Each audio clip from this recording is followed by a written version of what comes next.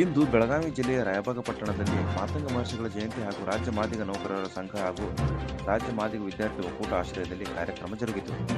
ಸದರಿ ಕಾರ್ಯಕ್ರಮದಲ್ಲಿ ಮೊದಲಿಗೆ ಮಾತಂಗ ಮಹರ್ಷಿಗಳ ಫೋಟೋ ಪೂಜೆಯೊಂದಿಗೆ ದೀಪ ಪ್ರಜ್ವಲನೆ ಮಾಡುವ ಮೂಲಕ ಕಾರ್ಯಕ್ರಮಕ್ಕೆ ಚಾಲನೆ ನೀಡಲಾಯಿತು.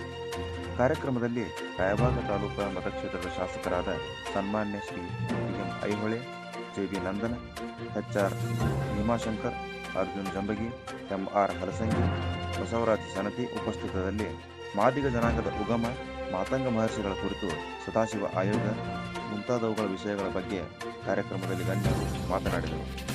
ಕಾರ್ಯಕ್ರಮದಲ್ಲಿ ಹನುಮಂತ್ ಅಣದಾವೂರ್, ಕುಮಾರ್ ಗಸ್ತಿ, ರಾಜು ರಾಜಾಂಗಲೆ, ರೋಹಿತ್ ಗಸ್ತಿ, ಡಾಕ್ಟರ್ ಸುಕುಮಾರ್ ಮೊಳೆಕರ್, ರಾಜು ತಿಂಗಳದ, ಆನಂದ್ ವಂಟಗುಳಿ, ಶೇಖರ್ ಕಾಟ್ಕರ್ ಹಾಗೂ ಮುಂತಾದವರು ಹಾಜರಿದ್ದರು.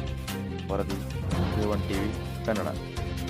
ನಮ್ಮ K1 ಟಿವಿಯನ್ನು ಸಬ್ಸ್ಕ್ರೈಬ್ ಮಾಡಲು ಕೆಳಗಿರುವ ಬೆಲ್ ಐಕಾನ್ ಮೇಲೆ ಕ್ಲಿಕ್ ಮಾಡಿ, ಲೈಕ್ ಮಾಡಿ, ಶೇರ್ ಮಾಡಿ ಮತ್ತು ಕಮೆಂಟ್ ಮಾಡಿ. ಧನ್ಯವಾದಗಳು.